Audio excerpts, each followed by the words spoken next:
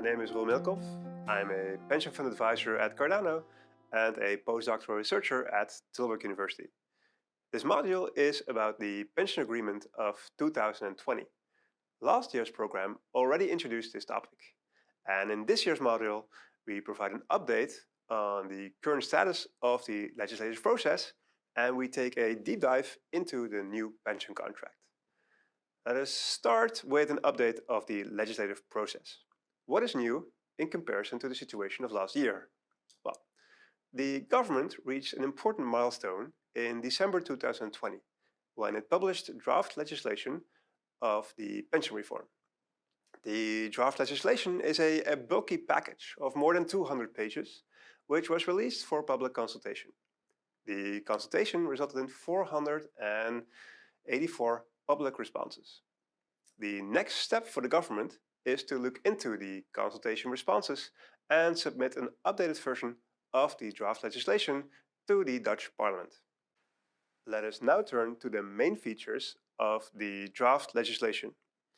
The first feature of the reform is that, after the transition, it is no longer possible for active members of pension funds to accrue new defined benefit pension rights. This implies that all defined benefit pension funds will have to set up a new pension scheme for the new pension accruals.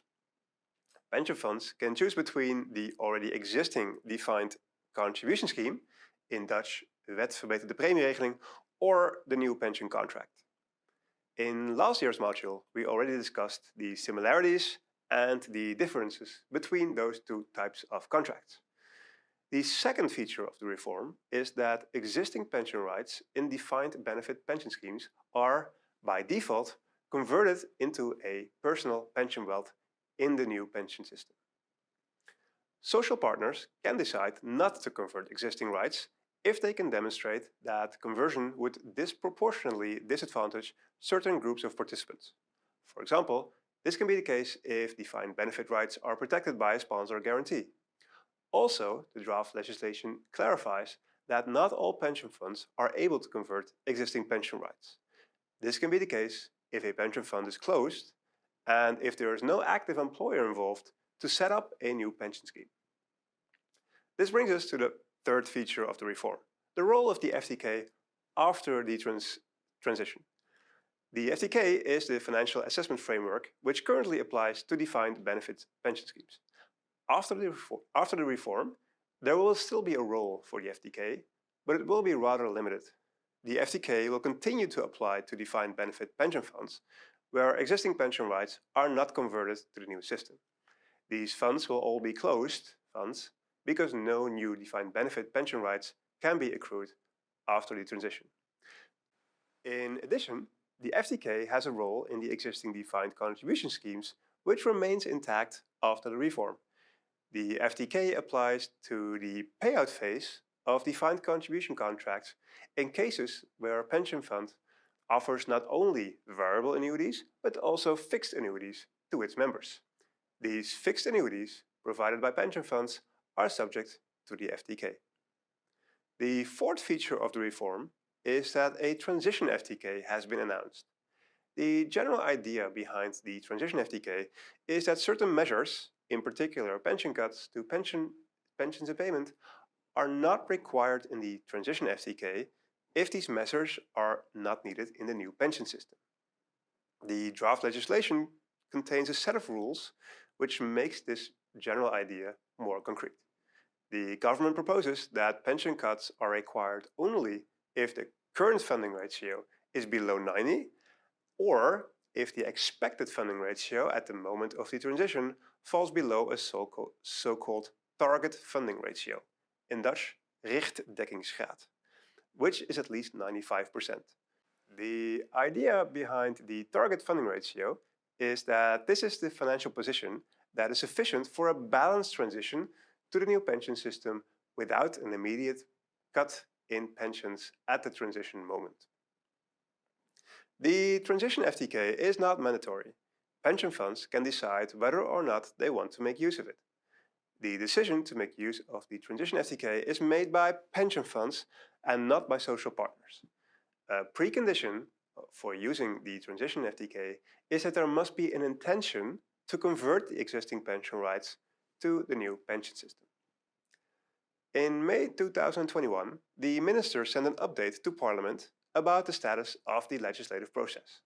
The government now expects that the proposed legislation will become law by January 1st, 2023. This is a delay of 1 year compared to earlier announcements.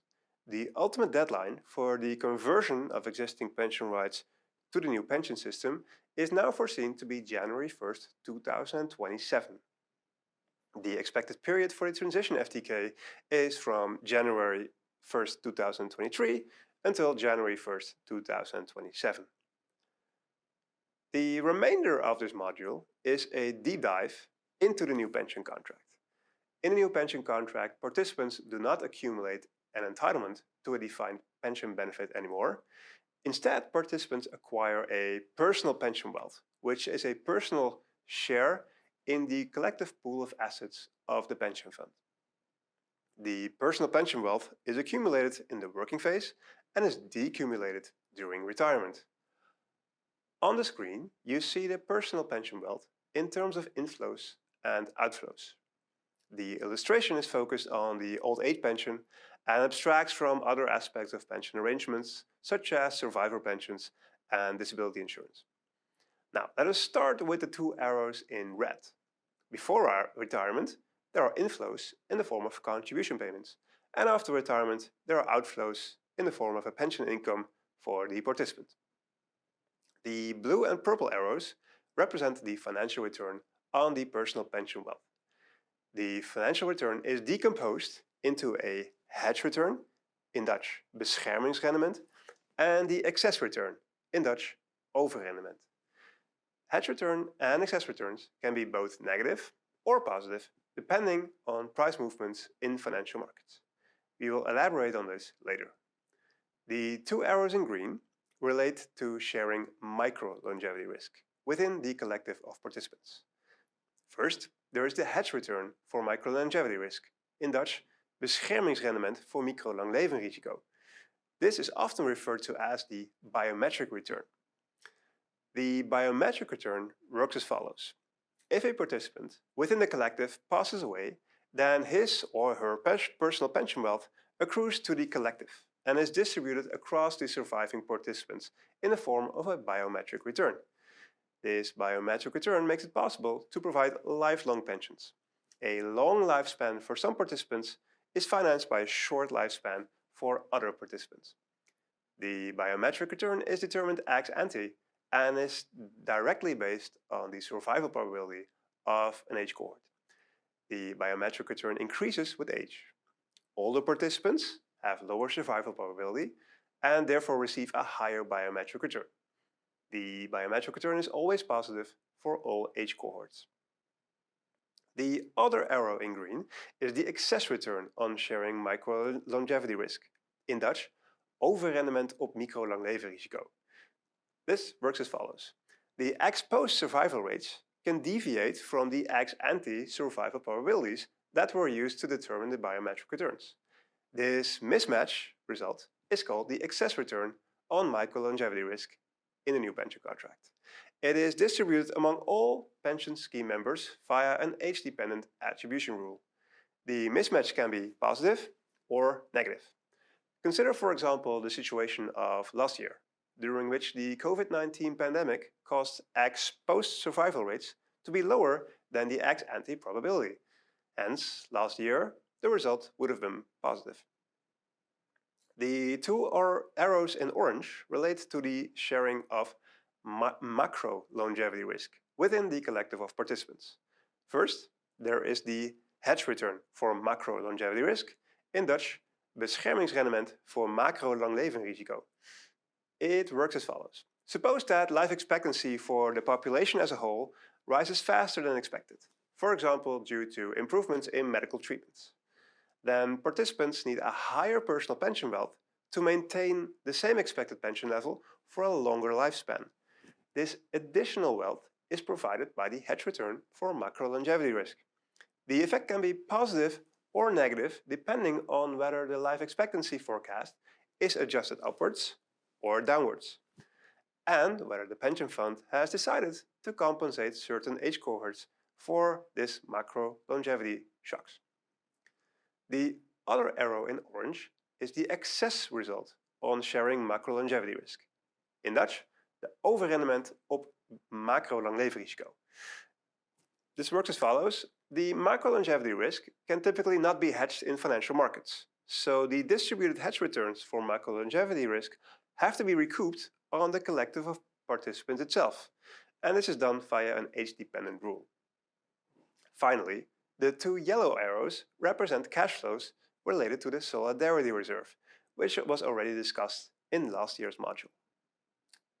Okay, so now we have become familiar with the various types of inflows and outflows in the personal pension wealth of participants. But what is the relative importance of these different types of inflows and outflows? For example, how important is the biometric return, and how does this change with age? On the screen, you see a stylized example of 4 types of capital inflows into the personal pension wealth as a function of age. The red line represents inflows from contribution payments during the working phase, and in this example the contributions are equal to 5,000 euros per year. The blue and purple line represent the expected inflows from financial returns, decomposed into hedge returns and excess returns. The financial returns are highest around retirement when the personal pension wealth of the participant reaches its peak.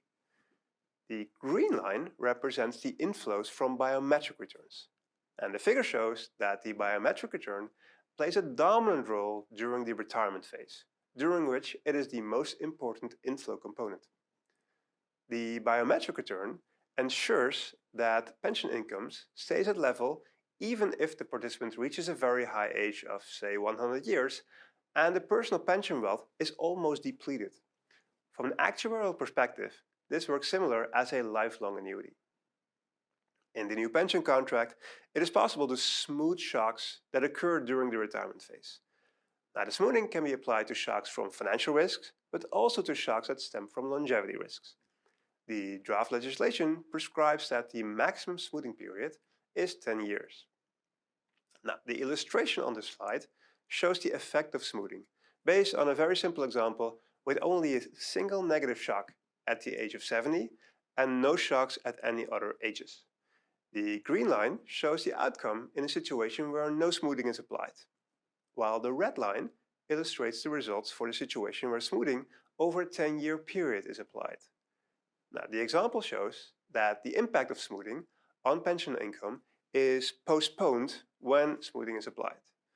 Smoothing can lead to a more stable income if a negative shock is followed by a positive shock and vice versa. However, if a negative shock is not followed by a positive shock, as in the example on the screen, then smoothing results in a lower pension later in life. Also, it is important to be aware that smoothing becomes less effective at higher ages. At high ages, the remaining life expectancy becomes shorter than the smoothing period. Now, let us take a closer look at the financial returns in the new pension contract. As mentioned earlier, there are 2 components, the hedge return and the excess return. In Dutch, beschermingsrendement and overrendement. Let us take a closer look at a concrete example. And let us go through this example step by step. The pension fund of this example has only 2 participants, a 45-year-old participant and a 67-year-old participant. And their personal pension wealth is equal to 100,000 and 300,000 euros. The duration of future pension payments is equal to 30 years for the 45-year-old and 10 years for the 67-year-old. The new pension contract applies a 2-step procedure to attribute financial returns. In step 1, shown on the left-hand side of the screen, the hedge returns are determined. In step 2, shown on the right-hand side of the screen, the excess returns are determined. Now let us start with step 1. On the left-hand side, the calculation of the hedge returns. In a new pension contract, a pension fund specifies a hedge percentage for different age cohorts, which determines the extent to which a participant is protected against interest rate risk. The idea behind this is that a fall in interest rates increases the cost of pensions. The hedge returns compensate participants for this. A pension fund must determine ex ante to what extent such protection is desirable for each cohort separately. In this example, the hedge percentage of the 45-year-old is set equal to 40%, and for the 67-year-old it is 80%. The hedge return is determined ex ante and is equal to the compensation for the time value of money plus the compensation for the change in interest rates. The time value of money is included in the hedge return at all times and is given by the short-term interest rates. It is also referred to the cash return, and in our example it is given by 1%. The compensation for the change in interest rates refers to the exposed deviations from the forward curve.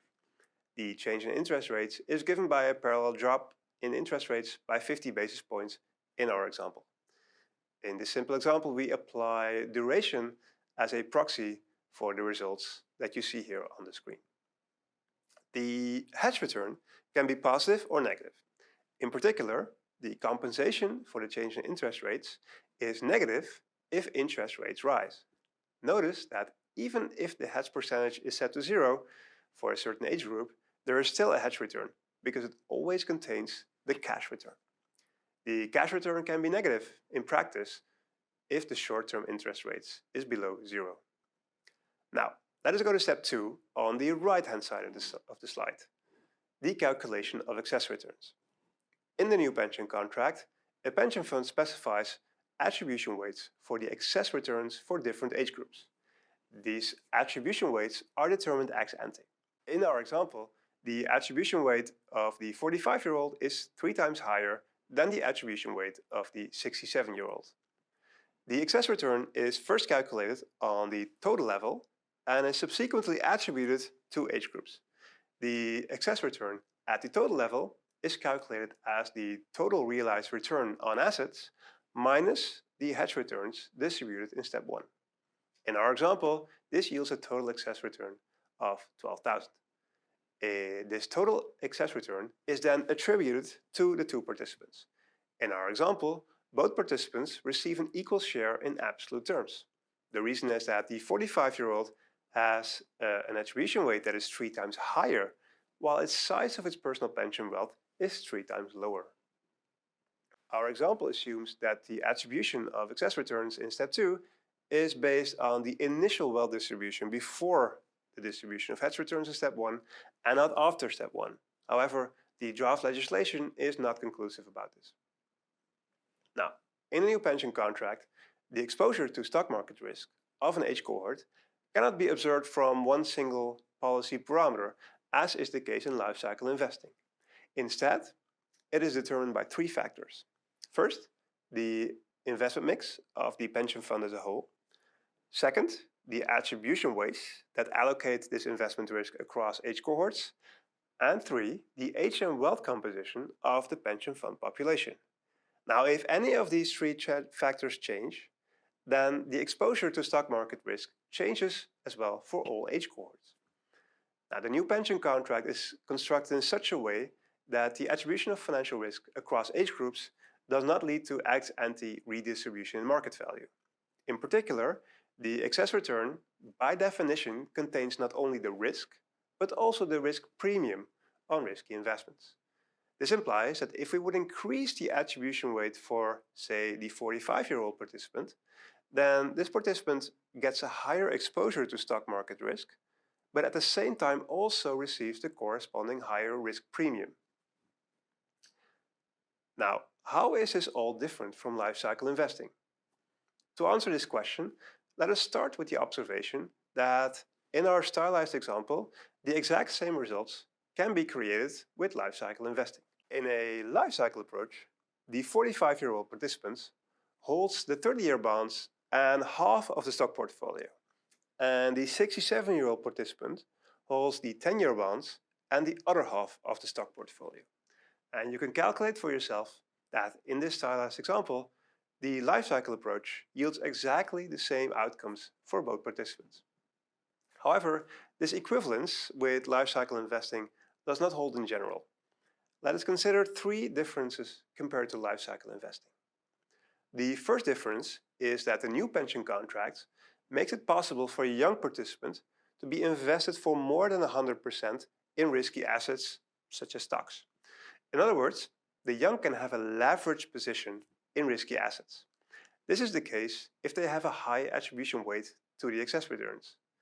A leveraged position in a diversified portfolio of risky assets is more difficult to implement in a lifecycle investing approach. A leveraged position in risky assets can, under certain assumptions, be optimal for young participants according to lifecycle investing theory. The idea behind this is that young participants already own a large and relatively safe assets, namely their human capital, if their future labor income is not very risky. The second difference, compared to lifecycle investing, is related to credit risk in fixed income investments. In the new pension contract, the interest rate component of fixed income investments can be attributed via hedge returns, but the credit risk component always ends up in the excess return. Now, in a new pension contract, this applies 2 different attribution rules for these 2 different components.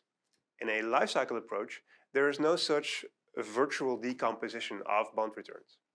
A third difference compared to lifecycle investing relates to mismatches in interest rate hedging. In the original idea of the new pension contract, hedge returns are based on the term structure of interest rates, published by the regulator DNB, in combination with H-score specific cash flows. The ex-post realized returns on a hedge portfolio can always deviate from the ex-ante hedge target. Now, these mismatches end up in the excess return and affect other age cohorts. Hence, the 45-year-old participant in our example can be affected by the result in interest rate risk hedging for the 67-year-old participant, and also vice versa. If a pension fund regards this as an undesirable property, then there is the possibility in the new pension contract to determine the hedge returns on the basis of an ex-post realized returns on a separated hedge portfolio. Hence, pension funds that choose the new pension contract must make a subsequent choice between hedge returns versus a hedge portfolio. In Dutch, beschermingsrendement versus beschermingsportefeuille. Finally, let us end this module by addressing a final question. What is the idea behind the attribution of financial returns in a new pension contract? And what could make this approach more or less attractive than lifecycle investing? Well, the answer is that the philosophy behind the new pension contract is somewhat different from lifecycle investing. In a new pension contract, the concept of internal risk sharing within the collective of the pension fund is a key cornerstone of the contract. For example, earlier in this module, we saw that there is a mechanism to share macro longevity risk internally within the pension fund population. The attribution rules for financial risks stem from this same philosophy and are based on similar mechanisms. Now, in this module, we have seen that the return attribution of the new pension contract can lead to results that are quite similar to those in lifecycle investing. But at the same time, we have discussed a number of differences as well. Thank you for watching.